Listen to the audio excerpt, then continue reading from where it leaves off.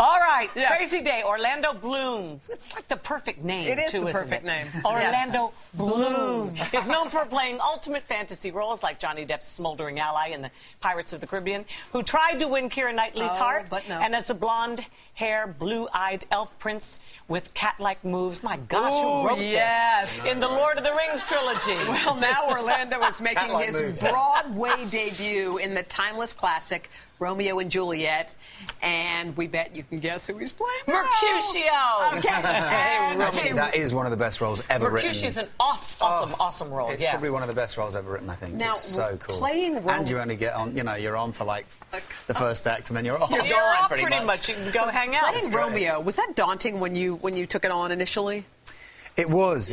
My mum I've told this story a few times, but my mum likened it to me climbing Everest out the gate without ever climbing before, without oxygen. That's sort of, similar to that in a sense, because although I did study at drama school with Patsy Rodenberg, who's this amazing voice coach, sure.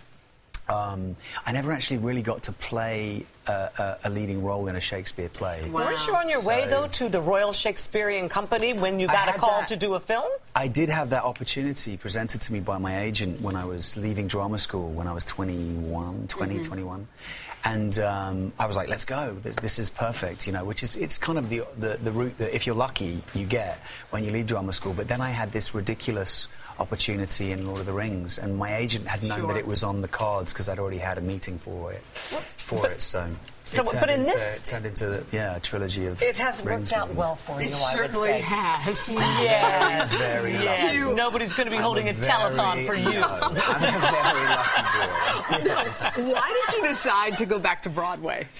Well, it's his debut. This is actually my debut, but back to theatre. Yeah. It's something that I feel like I picked up a thread in a way. I feel like I needed it in order to, to kind of feel whole and complete again.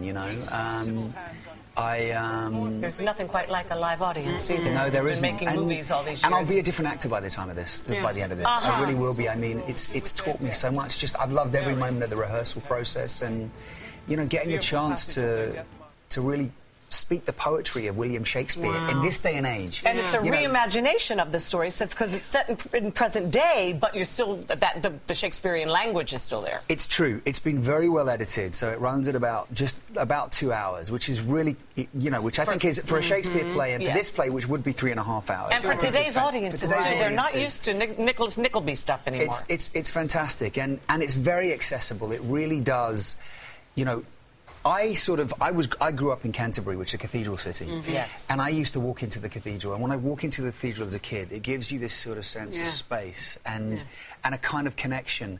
Well, I can sort of liken that when we're having a good night in the theatre and reciting the poetry of Shakespeare. I hope that's something like what you get if you're sitting in the audience. You get a sense of the history of this language, but it's been so well edited, and even if it doesn't immediately tune in to your ear, you can go with the way that David Laveau, who is our 5-time Tony-nominated, director, he's really done such a good way of making this accessible.